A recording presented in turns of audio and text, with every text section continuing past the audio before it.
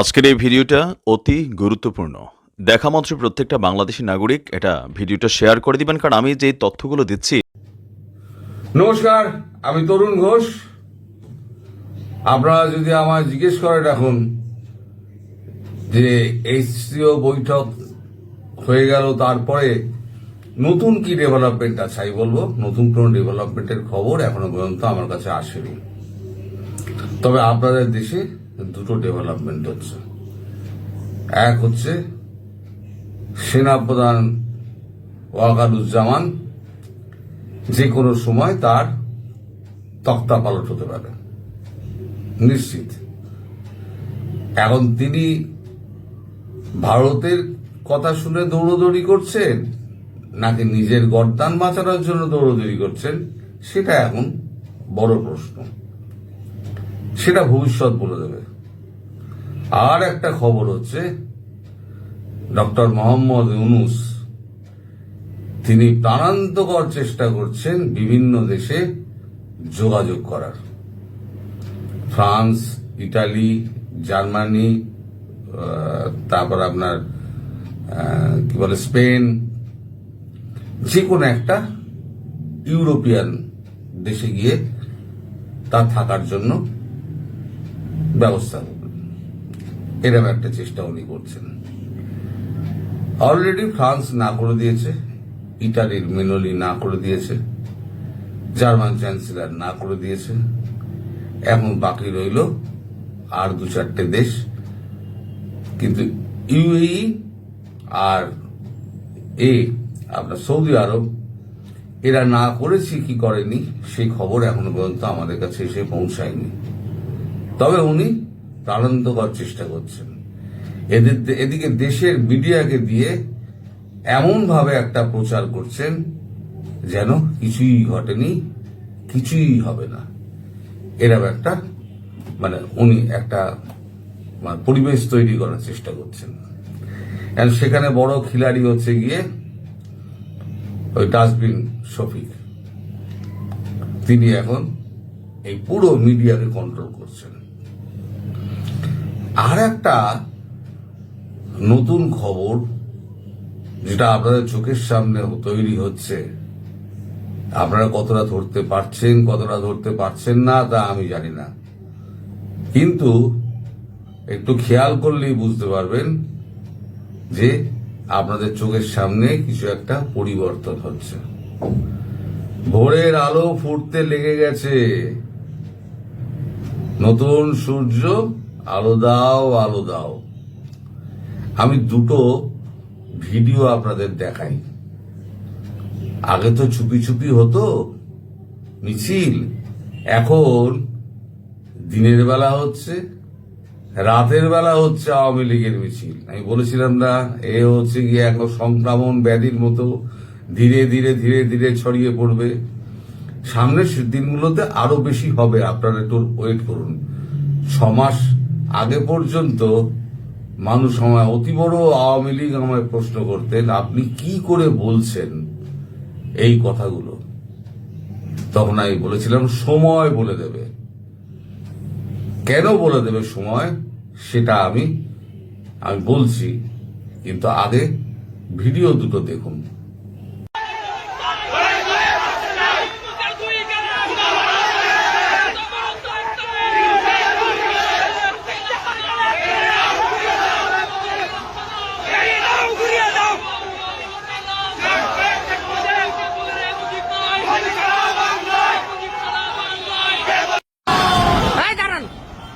মকুল আস্তে আস্তে দাঁড়ান দাঁড়ান।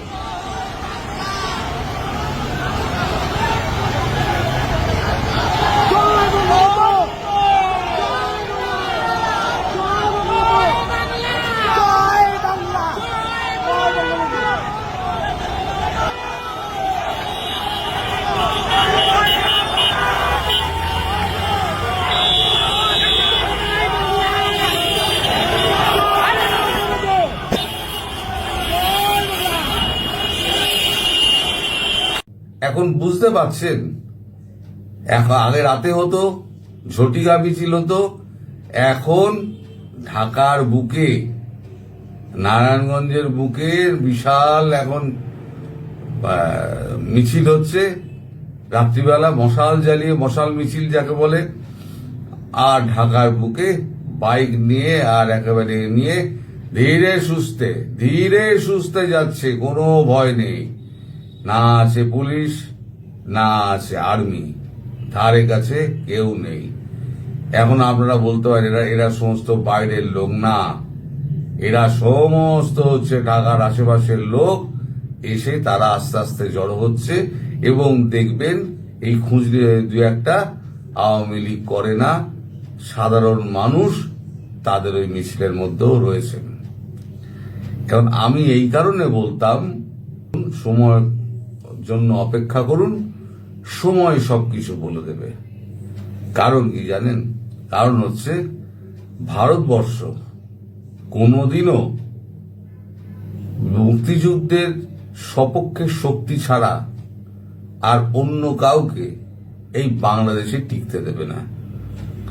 আর এখন যা পরিস্থিতি হয়েছে তাতে মোহাম্মদ ইউনূস বুঝে গিয়েছে যে কূটনৈতিক ভাবে আমার উপরে যে প্রেশার আসবে তা আমি রাখতে পারবো না। তার উপদেষ্টা যারা আছেন তারা মোটামুটি মনস্থির করে নিয়েছেন যে তারা আর কিছু বলবেন না। তারা নিয়মিত অফিসে কয়েকজন আসছেন, আবার অনিয়মিত অফিসে আসছেন। তারা কিন্তু খুব মানে ভয়ে আছেন, যে কোনো দিন যে কোনো সময় যা কিছু ঘটে যেতে পারে। তবে সেনাপ্রধান যে রক্ষা পাবেন না ভারতের কথা না শুনলে, সেটা একেবারে আমি আগেও বলেছিলাম দেয়াল লিখন হয়ে গিয়েছে, এখনো আমি বলছি সেটা দেয়াল লিখন হয়ে গিয়েছে। ওয়াকারুজ্জামান মানে পাকাল মাছের মতো, একে ধরা খুব মুশকিল। আর আমি বলেছিলাম ওর মস্তিষ্কে কি চলছে সেটা ধরা কিন্তু খুব মুশকিল। একবার ও প্রধান বিচারপতির গায়ে যাচ্ছে, একবার এর দরজায় যাচ্ছে, একবার ওর দরজায় যাচ্ছে, একবার ইউনূসের সঙ্গে বৈঠক করছে। কিন্তু সেনাবাহিনীর মধ্যে ক্যান্টনমেন্টগুলোতে সব তো জামাত শিবির নেই। আওয়ামী লীগ পন্থী যারা আছে, আওয়ামী লীগ পন্থী সেই সমস্ত সেনাবাহিনীর সদস্যরা তারা বলছে যে অনেক হয়েছে স্যার, আর না, আর আমরা এটা সহ্য করব না। এই যে ঠ্যাঙালো না বিপিনুরকে, খুব দুঃখজনক, ওরকমভাবে ঠ্যাঙানো উচিত না, কিন্তু ওই যে ঠ্যাঙালো তারা হচ্ছে গিয়ে সব মুক্তিযুদ্ধের সপক্ষের লোক।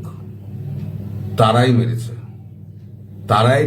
তারাই বেরিয়েছিল, তারাই মেরেছে। যে ভারত কি করছে, ভারত তো সবে ফিরলো গতকালকে, সবাই গতকালকে ফিরেছেন, ফিরে সবাই একটু রেস্ট নেবেন। আগামী কাল পরশুর মধ্যে ধীরে ধীরে খবরগুলো প্রকাশ পাবে যে আলটিমেটলি কি দাঁড়াচ্ছে। কিন্তু এটা আপনারা জেনে রাখুন, আপনাদের মহামান্য মহা উপদেষ্টা তিনি বাইরে যাই দেখান না কেন, তিনি এখন বিভিন্ন রাষ্ট্রপ্রধানদের সঙ্গে যোগাযোগ করছেন, রাষ্ট্রের সঙ্গে যোগাযোগ করছেন, এবং ভারতকে এত সেফ এক্সিট চেয়েই রেখে দিয়েছেন। এখন আবার গতকালকে যে শর্তগুলোর কথা বলেছিলাম, তার মধ্যে চিন্ময় প্রভুর একটা জামিনের ব্যাপার আছে। চিন্ময় প্রভুর জামিনের ব্যাপারটা অনেকটা এগিয়েছে, এবং রাষ্ট্রের কাছে জানতে চেয়েছে কোর্ট কেন তাকে জামিন দেওয়া হবে না। এবার রাষ্ট্র উত্তর দিক, উত্তরে যদি গোলমাল হয় তাহলে পরে তো কপালে দুঃখ আছে, আর উত্তর যদি ঠিকঠাক হয় তাহলে চিন্ময় প্রভুর জামিনটা হয়ে যাবে। আশা করা যাচ্ছে চিন্ময় প্রভুর জামিন এবার হয়ে যাবে, আর যদি না হয় ভারত তার ব্যবস্থা নেবে।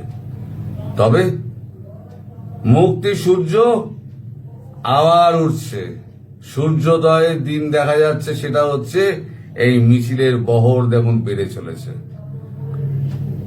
লম্বা চওড়ায় এই মিছিল কিন্তু বেড়ে চলেছে। এই মিছিল কিন্তু ধীরে ধীরে সমস্ত বাংলাদেশ জুড়ে এই মিছিলগুলো আরম্ভ হয়ে যাবে। ধন্যবাদ আওয়ামী লীগ কর্মীদের, তারা এতদিন বাদে তারা জেগেছে, তারা 13 মাস বাদে জেগেছে, কিন্তু যখন জেগেছে তখন জানবেন যার এর একেবারে শেষ দিকে তারা ছাড়বে, তার আগে তারা ঘরে ঢুকবে না। শুনুন, বাংলাদেশের মানুষের প্রতি যে অত্যাচার, হিন্দুদের প্রতি অত্যাচার যে হচ্ছে, সেই নিয়ে আমাদের দেশে কিন্তু এখন মাইকিং চলছে। শুনুন, চুপচাপ শুনুন।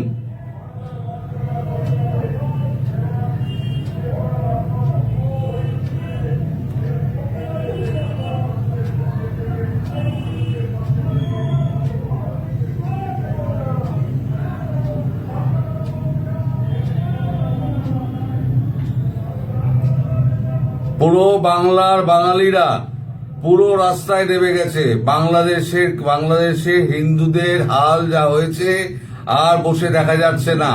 এইবার ভারতবর্ষে কিছু করতে হবে। এখন এখানে কিন্তু রাজ্য সরকারের কিছু করার নেই। সাধারণ মানুষ রাস্তায় নেমে পড়েছে। সাধারণ মানুষ মাইক ভাড়া করে এই অটো করে মিছিল করতে করতে, অটো নিয়ে মাইক বাজাতে মিছিল করতে করতে যাচ্ছে। এই হচ্ছে বাংলার অবস্থা, যে হিন্দু এবং আওয়ামী লীগ সদস্যদের ওপরে যেভাবে নির্মম অত্যাচার করছে এই ইউনূস সরকার, তাকে তুলে একেবারে সমুদ্রে ফেলে দাও। সেটাই হচ্ছে দাগ হচ্ছে ওই মিছিলের মধ্যে। সুতরাং একটু অপেক্ষা করুন। দিন 10-15, আমি বলেছি না, দিন 10-15 মধ্যে ঘটনাবহুল বাংলাদেশ হবে, ঘটনাবহুল বাংলাদেশই হবে। আপনারা সবাই ভালো থাকবেন, সুস্থ থাকবেন এবং সাবধানে থাকবেন। নমস্কার।